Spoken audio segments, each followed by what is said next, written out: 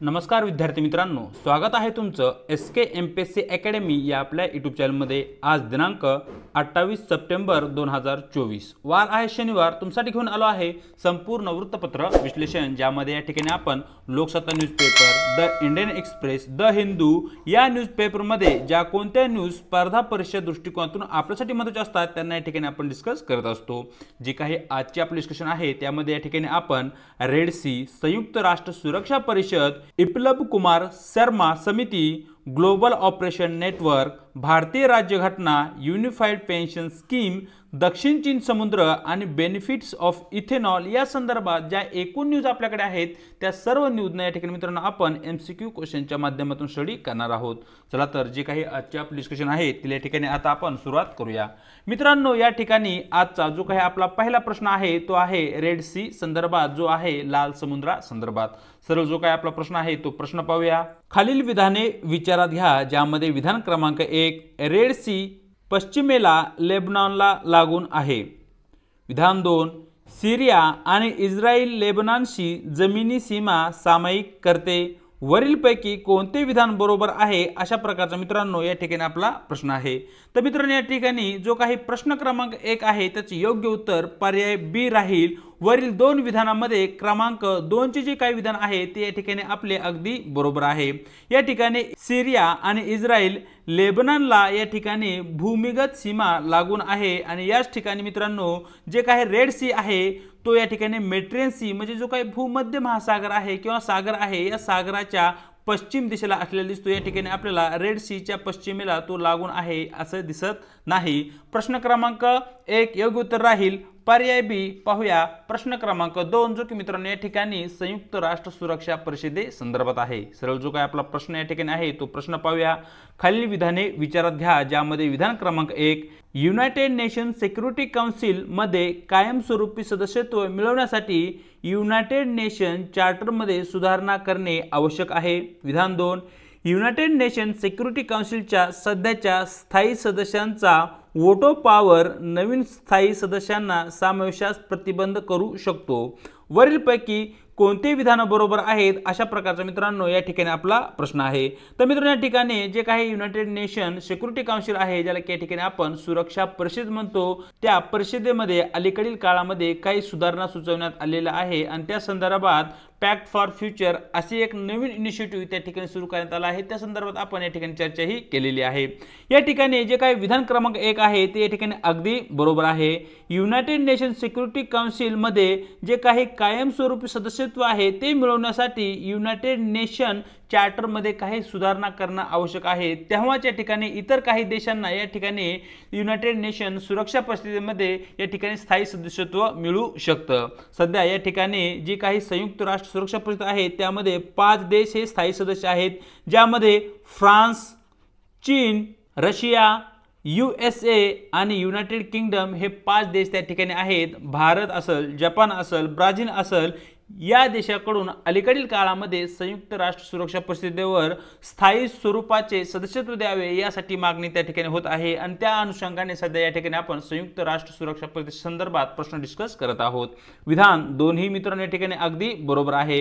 या ठिकाणी जे 5 परमनंट सदस्य आहेत त्यांच्याकडे वोटो पॉवर आहे, म्हणजे या ठिकाणी या 5 सदस्यांपैकी एका जरी सदस्याने येणाऱ्या ज्या काही सुधारणा आहेत त्याला नकार दर्शवला तर तो जो प्रस्ताव आहे तो या ठिकाणी मित्रांनो टाळला जाऊ शकतो, तो प्रस्ताव या ठिकाणी नाकारला जाऊ शकतो। म्हणजे जो काही प्रश्न क्रमांक 2 आहे त्याचे योग्य उत्तर राहील पर्याय सी। वरील विधानापैकी विधान क्रमांक 1 आणि विधान क्रमांक 2 अशी दोन्ही विधानं मित्रांनो या ठिकाणी आपली बरोबर आहेत। पाहूया प्रश्न क्रमांक 3, जो की मित्रांनो या ठिकाणी बिप्लब कुमार शर्मा समिती संदर्भात आहे। सरळ जो काही प्रश्न आहे तो प्रश्न पाहूया। अलीकडेच बातम्यांमध्ये दिसलेली बिप्लब कुमार शर्मा समिती खालीलपैकी कशाशी संबंधित आहे। तर मित्रांनो, या ठिकाणी जे काही आपल्या इंडियाचे नॉर्थ ईस्ट स्टेट आहे या स्टेटमध्ये या ठिकाणी आसाम नावाचे एक स्टेट आहे आणि या आसाम नावाच्या राज्यामध्ये अलीकडील काळामध्ये बिप्लब कुमार शर्मा यांच्या अध्यक्षतेखाली एक समिती नेमण्यात आली होती। या समितीचा मुख्य कार्य म्हणजे या ठिकाणी आसाम कराराचा जो काही कलम 6 आहे याची अंमलबजावणी कशा प्रकारे करण्यात यावी या संदर्भात सूचना देणं हे या ठिकाणी बिप्लब कुमार शर्मा या समितीचं कार्य असलेलं आपल्याला दिसतं। या ठिकाणी जो काही क्लॉज 6 ऑफ आसाम अकॉर्ड आहे याविषयी तुम्हाला थोडक्यात काही महत्त्वाचे पॉईंट माहिती असणं आवश्यक आहे। या ठिकाणी जे आसाममध्ये स्थानिक रहिवासी आहेत त्यांचे सांस्कृतिक, सामाजिक आणि जे काही आर्थिक अधिकार आहेत त्यांना कशा प्रकारे संविधानाच्या माध्यमातून, कायद्याच्या माध्यमातून प्रोटेक्ट केलं जाऊ शकतं या संदर्भात एकूण माहिती मित्रांनो या ठिकाणी क्लॉज 6 ऑफ आसाम अकॉर्ड मध्ये देण्यात आलेली आहे आणि त्याची अंमलबजावणी कशा प्रकारे करता येईल या संदर्भात सूचना देण्याचं कार्य बिप्लब कुमार शर्मा समितीकडून करण्यात आलं होतं आणि त्या संदर्भात त्या समितीची त्या ठिकाणी नेमणूक करण्यात आलेली होती। प्रश्न क्रमांक 3 योग्य उत्तर राहील पर्याय सी। पाहूया प्रश्न क्रमांक 4 जो की मित्रांनो या ठिकाणी ग्लोबल ऑपरेशन नेटवर्क संदर्भात आहे। सरळ जो काय आपला प्रश्न आहे तो प्रश्न या ठिकाणी पाहूया। भ्रष्टाचार विरोधी कायदा अंमलबजावणी प्राधिकरणाच्या ग्लोबल ऑपरेशन नेटवर्कच्या संदर्भात, ज्याला या ठिकाणी इन शॉर्ट मध्ये आपण ग्लोबई नेटवर्क असं म्हणतो, खालील विधाने विचारात घ्या असं या ठिकाणी आपल्याला प्रश्नामध्ये विचारण्यात आलेलं आहे। या ठिकाणी विधान क्रमांक 1 हे भ्रष्टाचार आणि आर्थिक गुन्ह्यांना रोखण्यासाठी आंतरराष्ट्रीय सहकार्याचे एक व्यासपीठ म्हणून काम करते। विधान 2 सुरुवात G20 ने केली आहे, म्हणजे जे काही ग्लोबल ऑपरेशन नेटवर्क आहे त्याची स्थापना किंवा त्याची सुरुवात G20 या संस्थेने, ऑर्गनायझेशनने केलेली आहे। विधान 3 आंतरराष्ट्रीय संघटित गुन्हेगारी विरुद्ध युनायटेड नेशन कन्व्हेन्शन अंमलबजावणी देशांना मदत करण्याची ती महत्त्वपूर्ण भूमिका बजावते। वरीलपैकी कोणते विधान बरोबर आहे अशा प्रकारचे मित्रांनो या ठिकाणी आपल्याला प्रश्न विचारण्यात आलेला आहे। तर मित्रांनो या ठिकाणी जे काही विधान क्रमांक 1 आहे ते या ठिकाणी आपलं अगदी बरोबर आहे। या ठिकाणी ग्लोबल ऑपरेशन नेटवर्क हे भ्रष्टाचार आणि आर्थिक गुन्हेगारांना रोखण्यासाठी आंतरराष्ट्रीय सहकार्य वाढवणे आणि यासाठी आवश्यक असणारे एक व्यासपीठ म्हणून या ठिकाणी कार्य करताना आपल्याला दिसते। G20 या गटाने या ग्लोबल ऑपरेशन नेटवर्कची सुरुवात केलेली या ठिकाणी आपल्याला दिसते। म्हणजे विधान 1 आणि विधान 2 ही दोन्ही विधानं या ठिकाणी मित्रांनो अगदी बरोबर आहे, मात्र विधान क्रमांक 3 या ठिकाणी आपलं चुकीचं आहे। प्रश्न क्रमांक 4 योग्य उत्तर राहील पर्याय ए विधान 1 आणि विधान 2 बरोबर। पाहूया प्रश्न क्रमांक 5 जो की मित्रांनो या ठिकाणी भारतीय राज्यघटने संदर्भात आहे। सरळ जो काय प्रश्न आहे तो प्रश्न पाहूया। खालीलपैकी कोणते भारतीय राज्यघटनेचे जिवंत दस्तऐवज म्हणून वर्णन करते?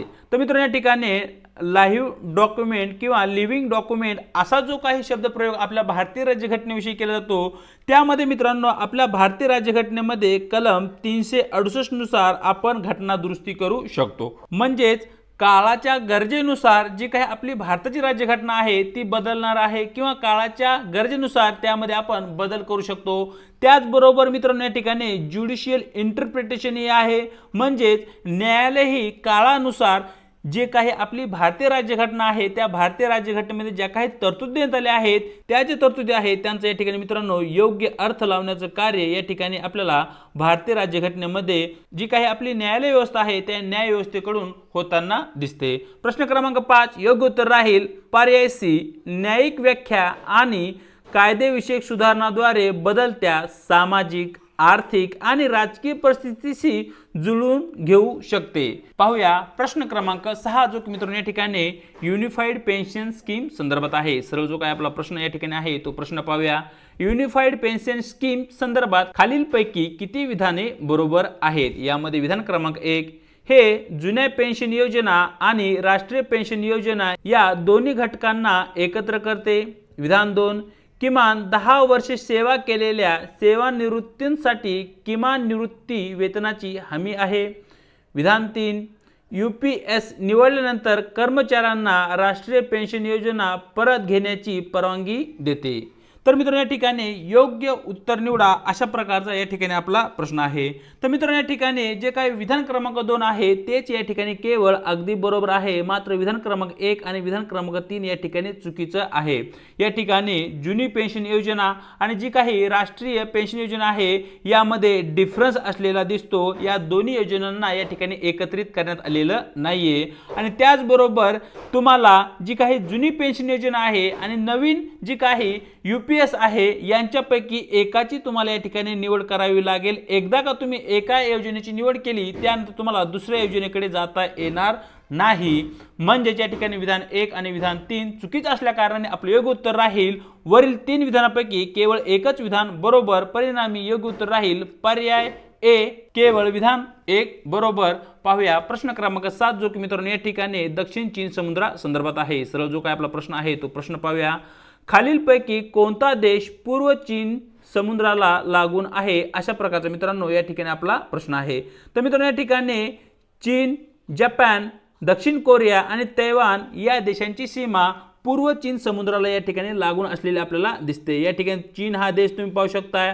त्यानंतर या ठिकाणी तैवान हा देश आहे, जपान या एरियामध्ये दिसेल आणि त्याचबरोबर जो काही दक्षिण कोरिया आहे तोही या ठिकाणी उत्तरेच्या भागामध्ये आपल्याला दिसेल. म्हणजे चीन, जपान, दक्षिण कोरिया आणि तैवान या 4 देशांची सीमा प्रामुख्याने या प्रश्नामध्ये चीनच्या पूर्व समुद्राला लागून आहे आणि चीनचा जो काही पूर्व समुद्र आहे तो या ठिकाणी आपल्याला असलेला दिसतो. या चीनच्या पूर्व समुद्रालाच या ठिकाणी आपण दक्षिण चीन सागर असेही म्हणतो आणि या सागरावर चीनने आपला दावा सांगितलेला आहे.